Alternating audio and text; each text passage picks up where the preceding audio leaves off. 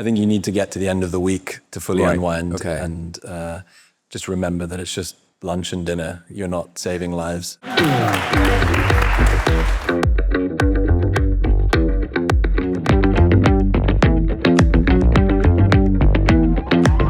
you a cook or are you a florist? You can't ask this, San Pellegrino.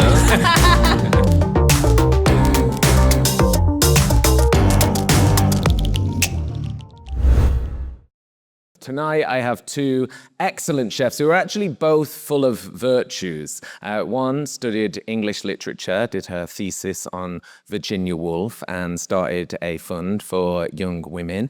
The other went to Princeton, speaks 6 languages, or is that 7? 6 languages, and also had a career in finance. So full of virtues, but can we find some vices from our chef? A round of applause, please, for Elena Regadas and Jeremy Chan, everybody. Thank you. Welcome. We're going to go through the 7 deadly sins. So let's go for card number 1, and pride. Here we go. Okay. Elena, we're going to start with you. Your question is, I didn't write these, by the way. I just read them, okay? Elena, what is the dish that you consider your signature, and heaven help anyone that dares to criticize? What is the dish you're most proud of? Honestly, I don't have one single dish, like a signature dish. I get excited with certain dishes, and because maybe they came out of a very simple idea or in a very easy way, or the other way around, that it takes a long time to develop, and I get excited, and it's like at that moment can be more than a signature, like a very exciting dish. But then that happens with another one, and then another one.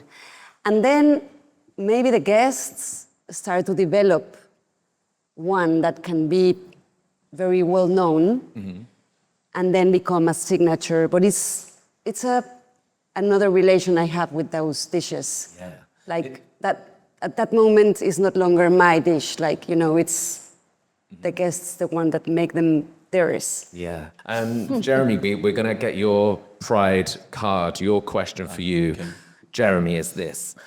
When you look at other chefs' creations, do you seek inspiration or flaws? Surely you're not looking for flaws, Jeremy. I mean, honestly, I think chefs are the easiest people to cook for because we're so stressed and focused on doing what we do that people are always worried about what chefs think, but actually they're happy to just have a meal and have someone else cook for them. So normally I don't really care. I'll eat anything. I'm happy to just, relax and not be working. But I tend not to look too much in other chefs' food for inspiration. I try to look at my own experience and life, and I think that's the way to keep things original, keep things self-contained. So yeah. Next up, we're going to wrath, the anger of the kitchen. Elena, I would love to ask you, what mistake instantly makes you snap in the kitchen? I can get frustrated, super frustrated by certain things. I think the one I get more frustrated with is when there's a mistake because it has been an overconfidence. I feel and I get very frustrated where we are calm and then a mistake happens. That really frustrates me. But it's not that I shout, or this idea of chefs being super. No. And actually, I'm calm. I'm not this person that I'm not histrionic. So. Because it's a high pressure situation, it's so intense in the kitchen, or it could be. Yes. So you like to make sure that, I think if you enter calm and you maintain that level of calm, maybe it can bleed through to everybody else. I mean, I'm not a monk. Maybe. But not yet. You are a saint, though. You are a saint. Jeremy, your wrath question is, do you ever get angry at yourself? Do you ever leave service I don't know if it's to myself. I definitely get angry. But I don't think it's towards myself or anyone else. I think it's more anger that we've missed the moment. Because I think like, for me, cooking is all about capturing the like perfect moment in the ingredient, in the timing, the execution of cooking a piece of fish or the temperature of a dish. And the whole, everything we do, all the intensity, all the work, all the prep, all the toil, the long hours, it's all for that one moment where you capture something really beautiful and it can be missed. And I think when it's missed, I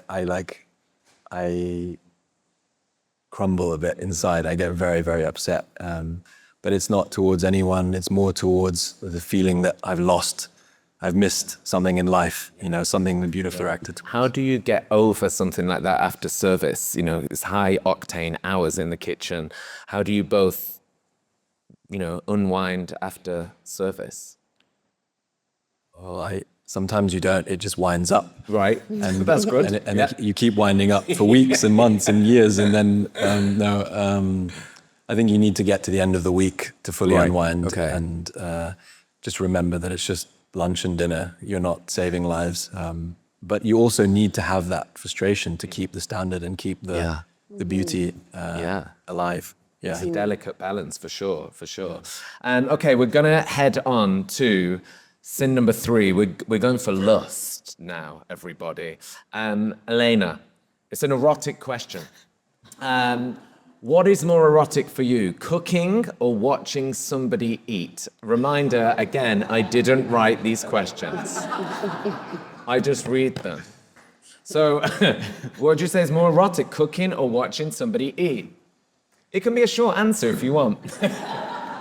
I definitely someone eat, because that's when it makes sense. Like, you cook always for love, you cook always for others.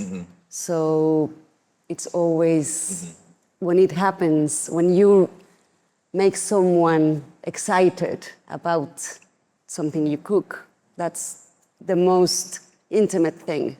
I would say more sensual than erotic. Yeah, more sensual. We'll rewrite these. Yeah. Jeremy, your lust question is, what's your morning after dish? Morning after dish. I presume it's referring to morning after service?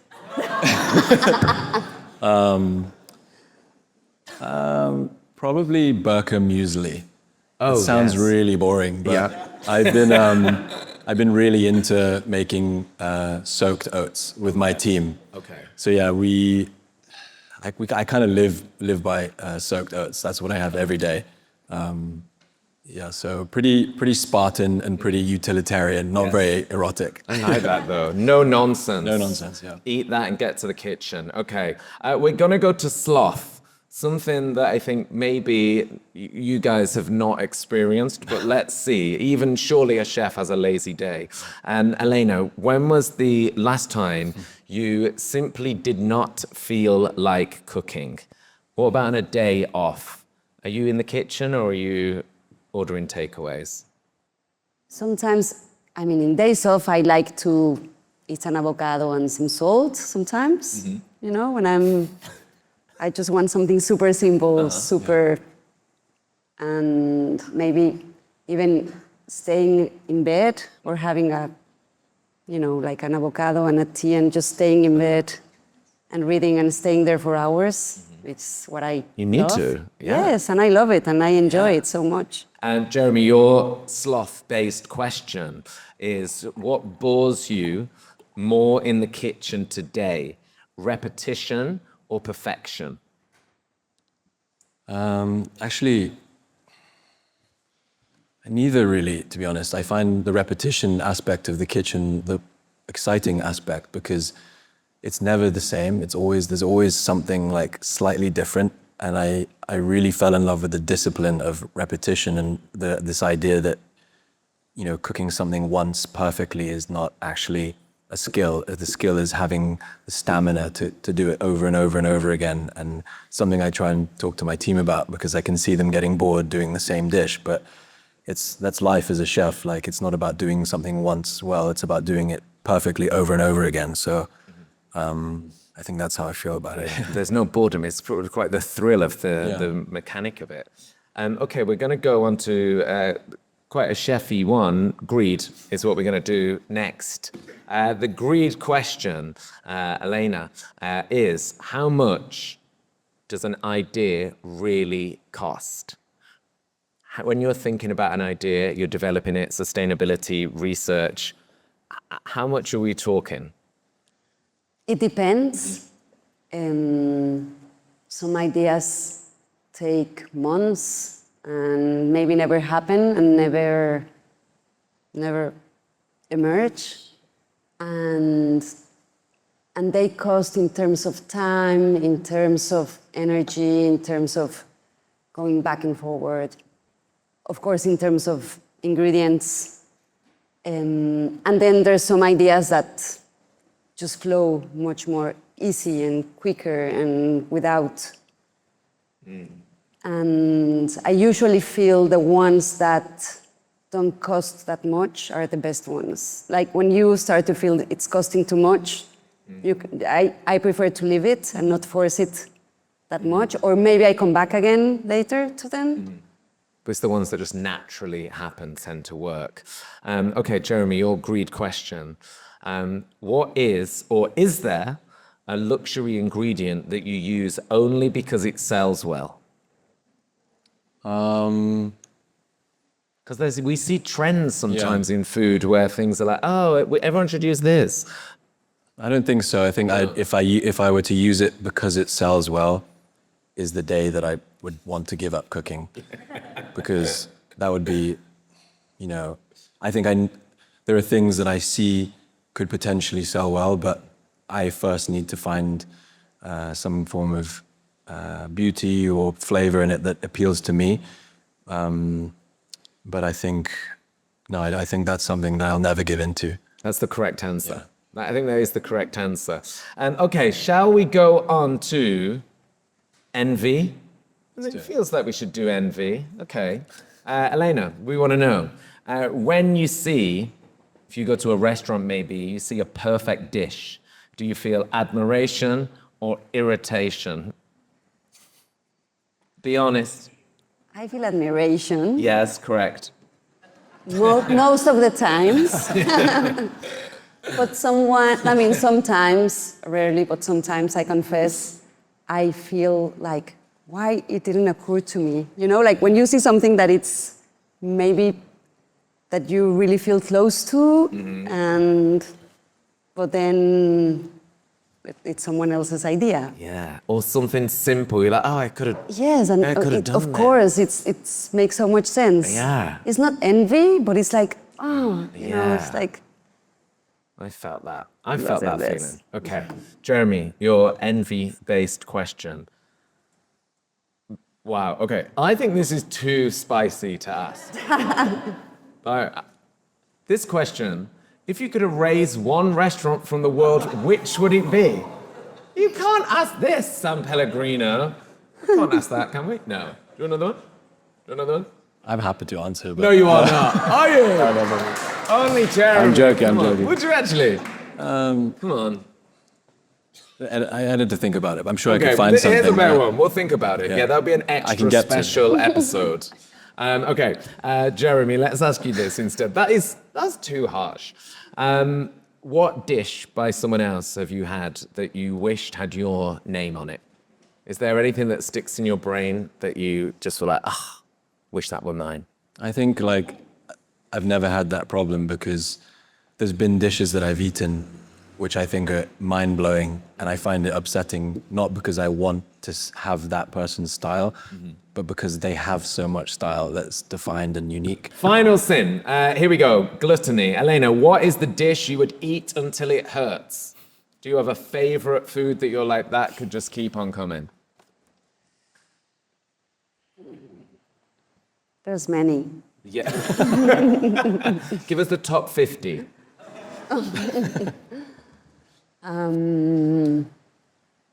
Tortellini with panna.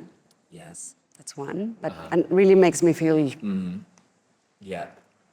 with a lot of loss. Beans, I can eat them without stopping, and bread. Yeah, bread. Bread and olive oil. Yeah. I think that one. Can't beat it. Can't Yes. beat it. Jeremy, your gluttony question is this: do you ever cook things that you actually wouldn't want to eat? All the time.